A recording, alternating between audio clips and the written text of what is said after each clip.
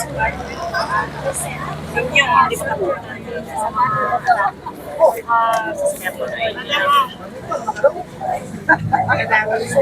tingin mo?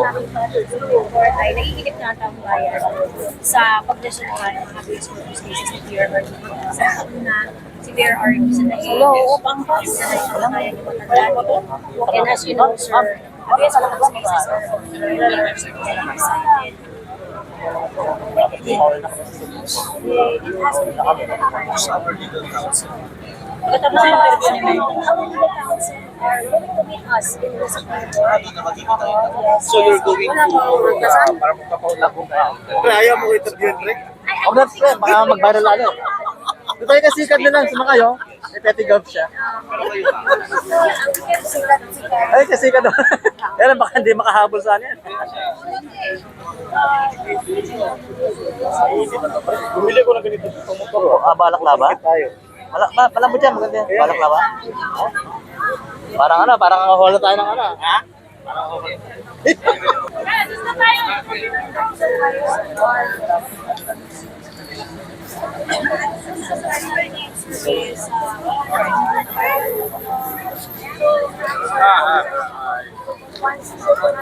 Ano yan? 50 ano lang ha? 50 km ano lang yan ha? Ang takbo mo ha? Kilometers na per hour ha? Tandaan na.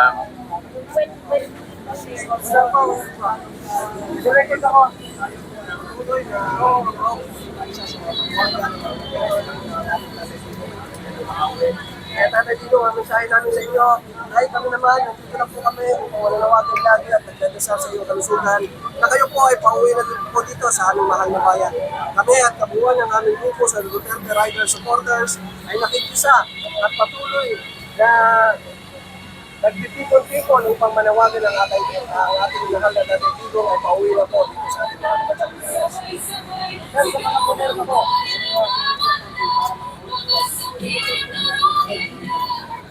Ayun, maraming salamat po sa mga unang-una, sa mga nag-iibig po, sa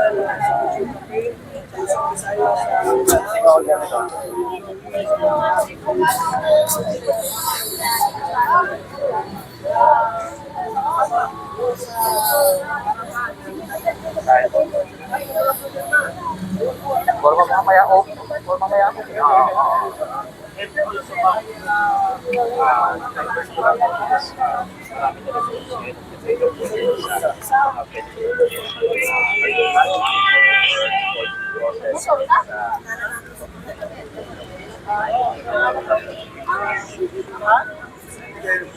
sabi nila, pero ano bang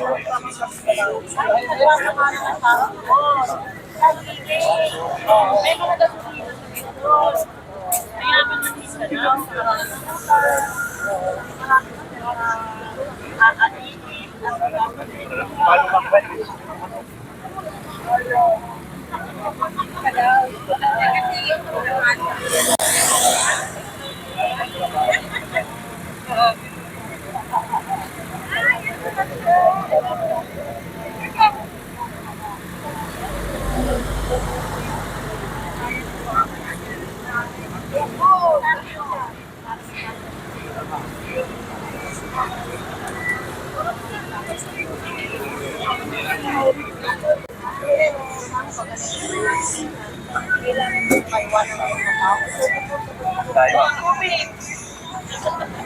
ano yan, gagas?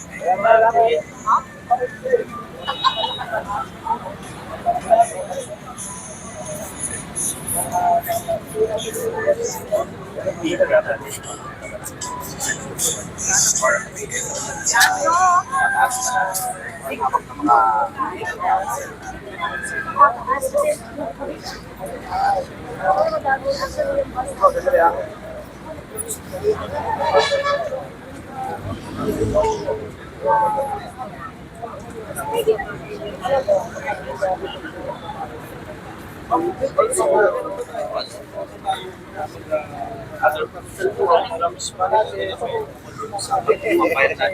Wala pa tayong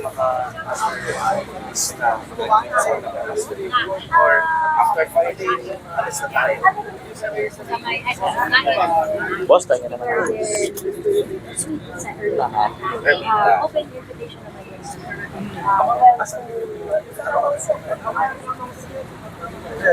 Lunch time. Okay.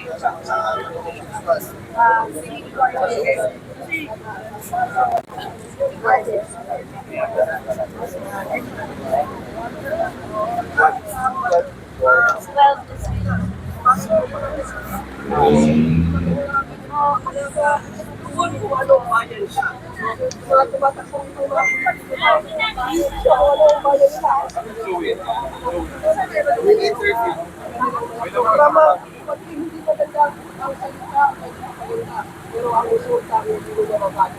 Kaya kami, mga pinag-business ay susunod na, pinagkakita ng pera, ang mga matang, at yung mamamanatan sa bansang nararapat lang, dapat natin na mapanatan magandang government, mga dalagat ng ating mga dalagat. Pero din, sa mga galing sa Sara at Congressman Tulong at iba pa, yung namawalakan sa dagat sa Davao, nagpapatuloy silang nagpapaganda, inaayos ang kanilang syudad. So ang kanilang syudad ay isang evento na dapat sa mga hawak kaya po kami bilang DRS ay wala po kami tuloy ang aming suporta samahan. Wait lang, boss. Ayan, yan, Joey.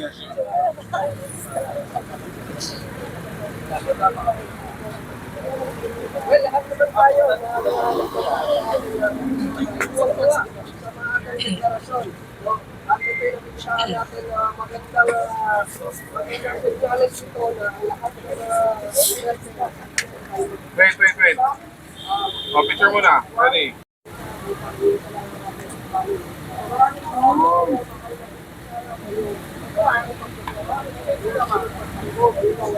Gusto ka?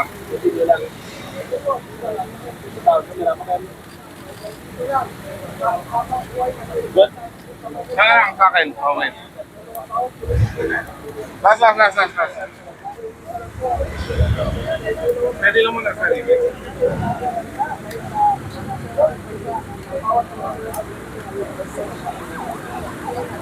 Wait na. Yan. Joey.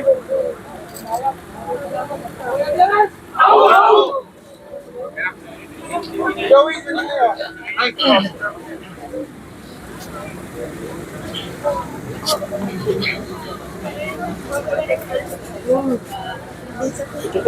Bro, picture kayo ni Joey.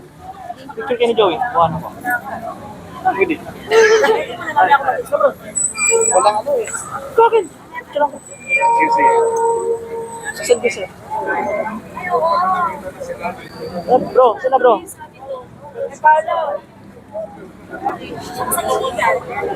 sorry.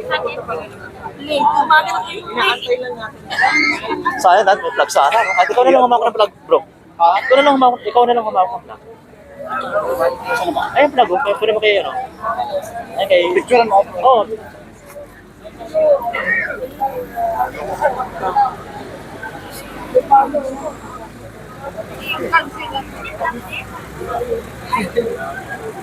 Dito ako sasabay. Ayan, 1, 2. Isa pa bro, isa pa. 1, 2.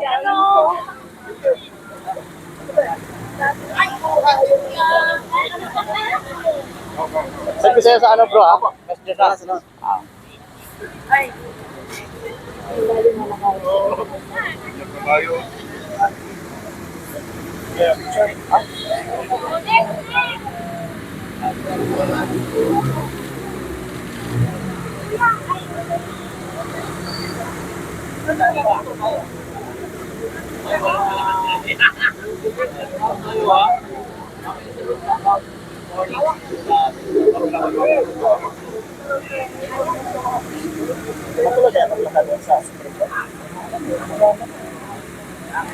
Parang ito yata. Ah, dito lang yata. Punta tayo.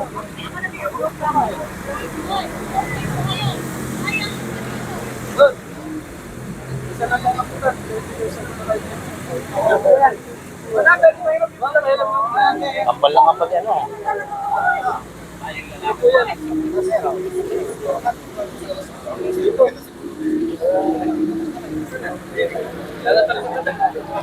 Hoy, wait lang kayo. Saan yung tatlo? Oh, saglit na nga. Yes! Alam nyo kung sino yung kumantay.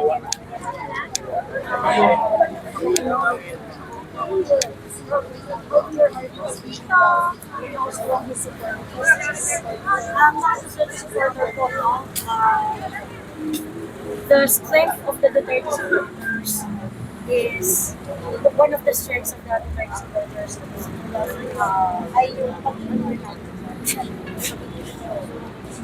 Most of the things are very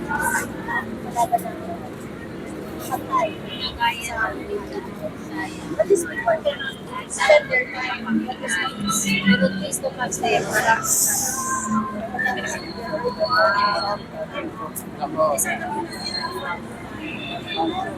and I think for those who are very involved and those who are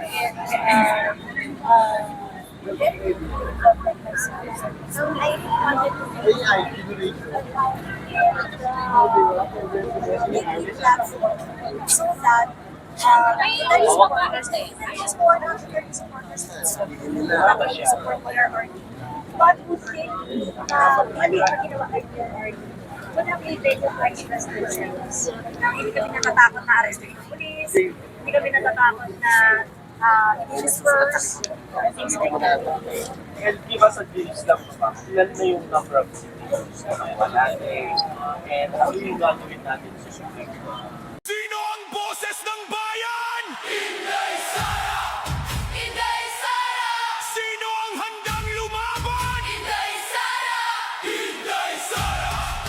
Para sa kinabukasan, sino ang sagot? Inday Sara for President! Inday Sara, Inday Sara. Para sa masa, siya ang pag-asa! Sino ang boses ng bayan? Inday Sara! Inday Sara. Sino ang handang lumaban? Inday Sara. Inday Sara!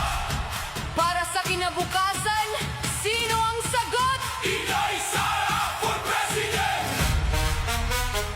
Inday Sara, Inday Sara. Para sa masa, siya ang pag-asa!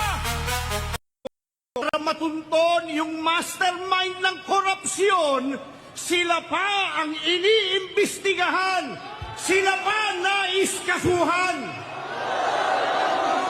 Mga kababayan, saan po kayo nakakita na yung tumutulong sa investigasyon para mapalitaw ang punot dulo ng katakot-takot na nakawan sa gobyerno ang siya pang sinisiraan?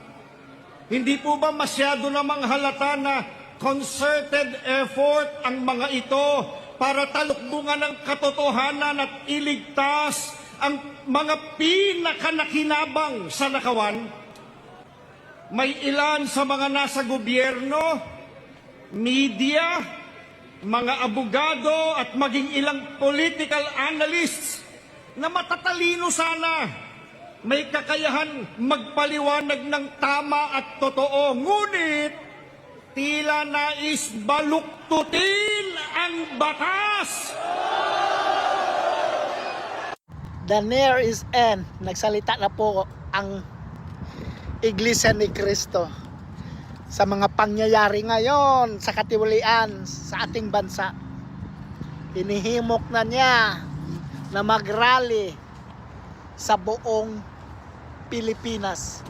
Pag yan ay nangyari, wasak. Si Bongbong Marcos naliligid na ng sindikato. Baka hindi nyo alam, sindikato ng smuggling, sindikato ng illegal gambling, sindikato ng droga, nakapaligid na po nakaposisyon na sila, mga kaibigan, ng mga hive killer, yan na nakapaligid. Kaya makikita na ninyo Maaring magtagumpay sila sa simula, pero iyang mga yan ay pabagsak yan, mga kaibigan. Dahil nga po dyan, hindi nag-iingat alam nating hindi niya alam yan, di ba? Hindi niya alam yung nangyayari na yan. Mga kaibigan, katulad nitong si Ochoa, hindi ba? Tinatanong natin nung wala pang eleksyon kapapanalo pa lang ni Digong nyo nun bakit kako si Ochoa hindi nababanggit ang pangalan? Di ba? Samantalang ito ang pinaka number 1 isinusuka sa panahon ni Pinoy, mga kaibigan. Yan si Paquito Diaz Ochoa, kung tawagin ko pa. Bakit? Kasi nga po, si Lisa Araneta ay kasama niya sa law office. Noon pa, magkakasama na sila. Ibang klase ito si Erwin Tulfo. Mag-move on na lang daw tayo sa flood control. Ayop ka, boy. Hindi naman daw umiikot sa flood control ang buhay natin. Ulol!